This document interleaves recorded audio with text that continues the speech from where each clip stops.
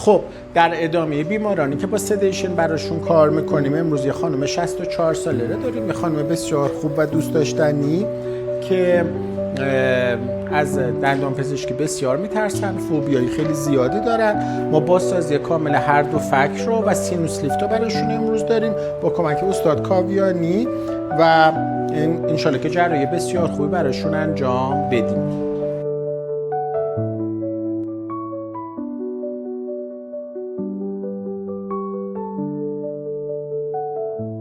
خب خوبی؟